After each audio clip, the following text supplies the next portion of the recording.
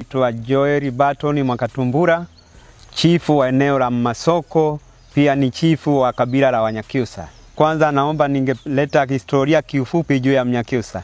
Mnyakyusa ni kabila ambalo limetokea Kameruni. Ni kabila la Kibantu. Lilitoka Kameruni likafika Morogoro Mahenge. Pale Mahenge ndipo lipoanza kuondoka na kuja eneo la Masoko. Hapo yaliachana, kabila moja likagawanyika sehemu mbili. Kabila moja ambalo liligawanyika toka kwa Wanyakyusa ni Wandari. Kwa hiyo kabila la Wanyakyusa likashuka kupitia kutoka Morogoro likakatiza mpaka hapa Mwakaleli kashuka sehemu moja tunaita Wakavale. Ndipo tulipokuwa kabila la Wanyakyusa likapiga kambi pale, ndio maana panaitwa chimbuko la Wanyakyusa Wakavale, ambapo lipo Busokero. Kwa hiyo Mundari akapitia njia ndefu kwenda huko Ileje, ndio anaitwa Wandari. Kwa hiyo chimbuko la Mwakatumbura ni chimbuko la uchifu wa Wanyakyusa asilia, ambao walitoka sasa hapo Kabare na kuja eneo la Masoko, eneo ambako ni Mpunguti huko Rufumbi. Naam, chifu, ukisema ni chifu upande wa Wanyakyusa, maana yake kwa maeneo yapi? Kyela, Rungwe na Busokelo? Asante sana. Kwanza mimi ni chifu Mwakatumbura ambaye nimerithi uchifu kutoka kwa babangu Chifu Barton Mwakipesile Mwakatumbura, ambaye alikuwa merithi uchifu kutoka kwa baba yake Bantemanile Mwambete Mwakatumbura.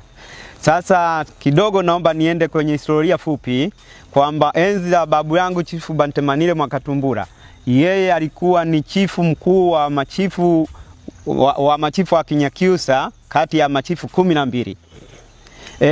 Na kipindi hicho hususa sana katika uongozi wa kikoloni wa Uingereza. Kwa hiyo palikuwa na machifu 12 wakigawanyika kwenye kanseri mbili. Palikuwa na kanseri ya pakati ambayo ilikuwa inamhusu Mwakatumbura, Chifu Mwakatumbura na Chifu Jeki Mwakibwere. Pia palikuwa na kanseri ya Busokero ambayo ilikuwa inamhusu Chifu Mwanyiru na Chifu Mwakarobo. Pia palikuwa na kanseri ambayo ilikuwa ni ya Bujongero. Ilikuwa inamhusu Chifu Msomba pale Ileje, pia na Chifu Kanyita kule Urambia. Pia palikuwa na kanseri ambayo ni kanseri ya Ukukwe ambayo ilikuwa inamhusu Chifu Mwakirurere pia na Chifu Mwangoka.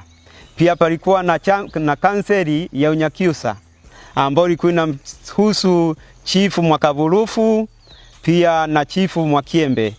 Alafu palikuwa na kanseri ya Unyakyusa hii ni kanseri ya Unyakyusa inamhusu Chifu Koroso na Chifu ambaye kidogo jina limenitoka. Lakini kanseri ya